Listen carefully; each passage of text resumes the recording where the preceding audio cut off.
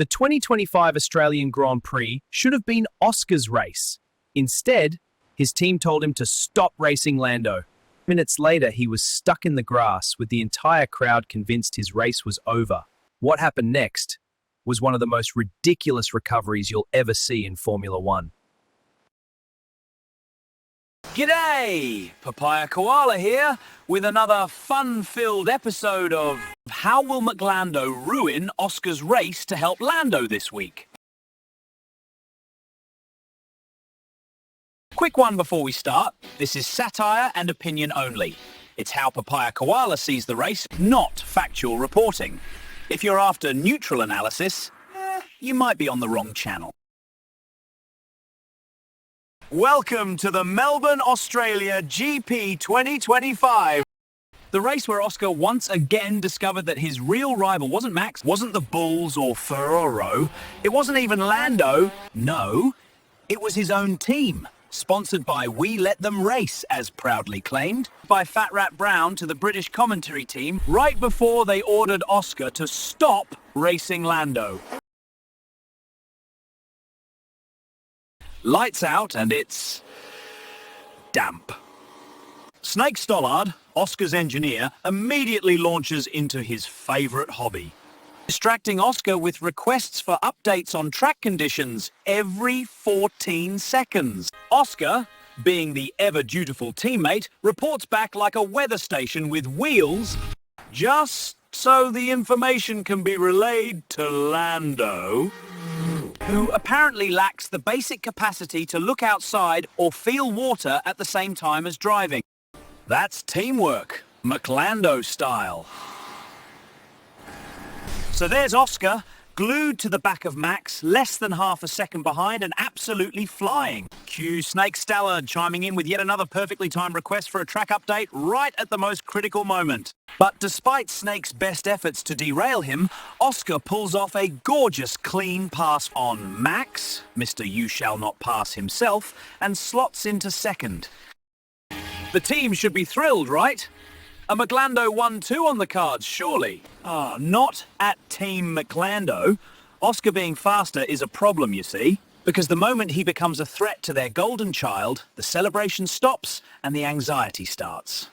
So there is Oscar, actually faster, actually catching Lando, actually about to pass. Cue the Sheep team instantly developing Lando-induced tunnel vision. They ask, a little nervously, "What will you do if Oscar tries to pass Lando?" We let them race. Of course. Fat Rat Brown declares only seconds before the hold order is given. "Oscar, hold position. Please hold position." Really? What part of hold position is letting them race? So there's Oscar, less than half a lap after the hold order is given. I'm faster. Are we still holding now that we've passed the lap traffic? Silence. Yep, the kind of silence that says, you noticed. Yes, hold for now. So Oscar sits there marinating in Lando's dirty air, cooking his tyres like marshmallow on a bonfire. More than 3 laps of tyre torture later, Oscar backs off just to save what's left of his rubber. Only once he's 3 seconds behind and out of DRS does Snake Stollard get back on the radio and say, "Okay, Oscar, you're free to race." Sure, free to race, now that he actually can't. And of course the free to race comes with the usual warning that applies exclusively to Oscar. You know the rules. Oh, code 4, you're not really free to fight Lando. But we can't keep you officially on hold without it looking like the team order it actually is. So, Oscar catches Lando again, about to pass again. Then, cue Snake Stollard with more coded hold messages, but this time he doesn't back off. He stays right there, and sadly follows Lando straight off the circuit and into the gravel like some kind of grim McLando conga line. Lando rejoins on pristine tarmac.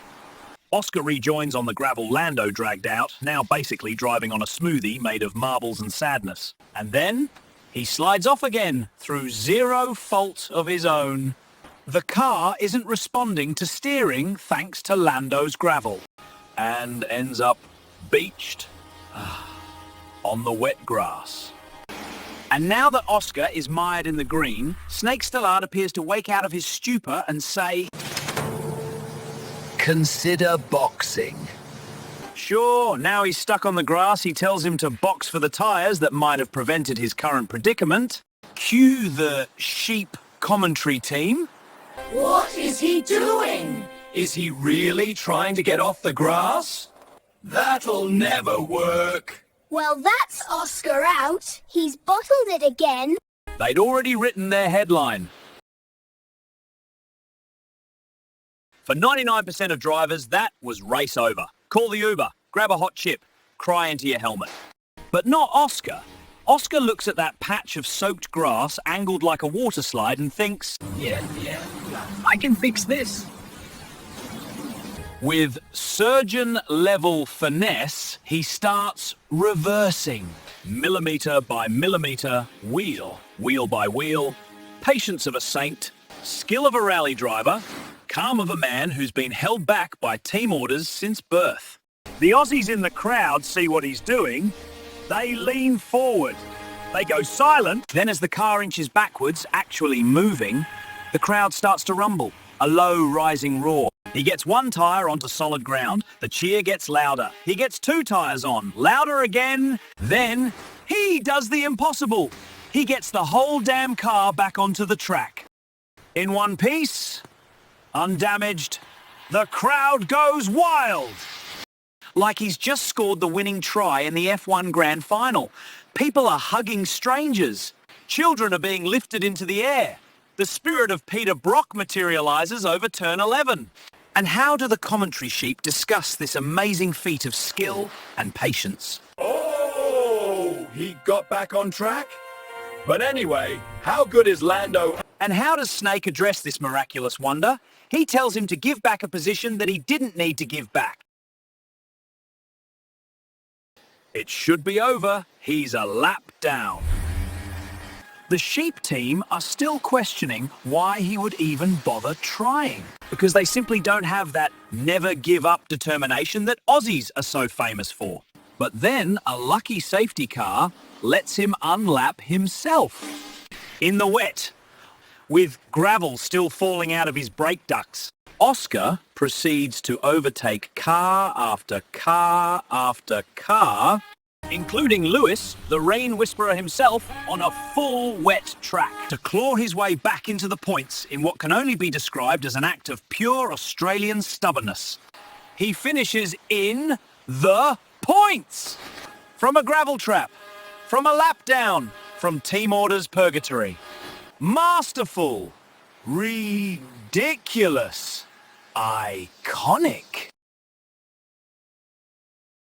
So Oscar ends up in 9th place and Snake says, To be honest, that was a really good afternoon. seriously? Good for who? Not Oscar. And Oscar?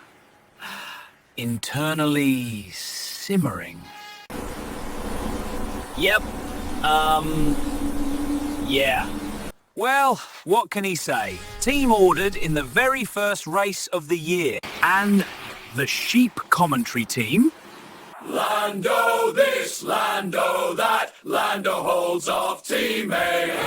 not a whisper about the team orders, not a breath about Oscar's Houdini from the grass escape, not a syllable about his wet weather charge through the field.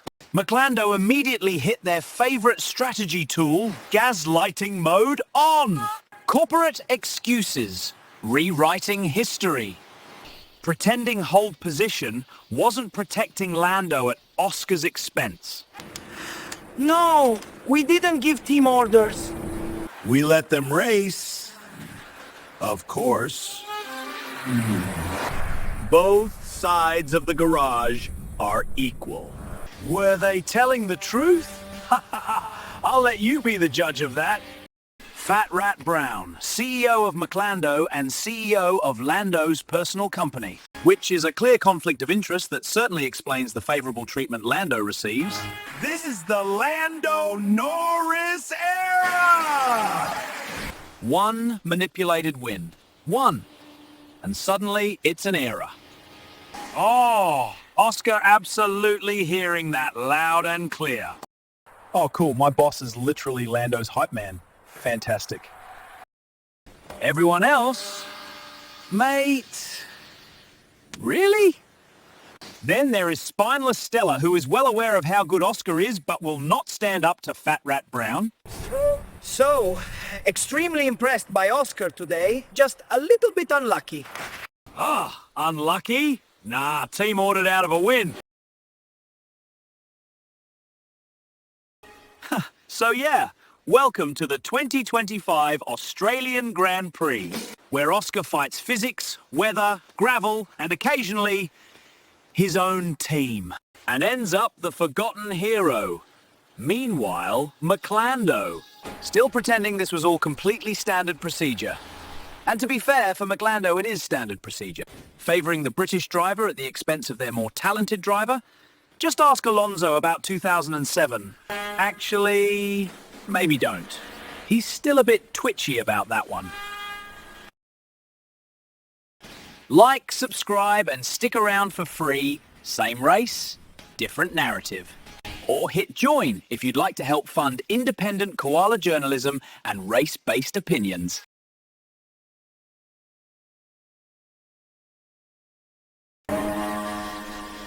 What? You're still here? Oh, you just wanted to see my fluffy hair, right?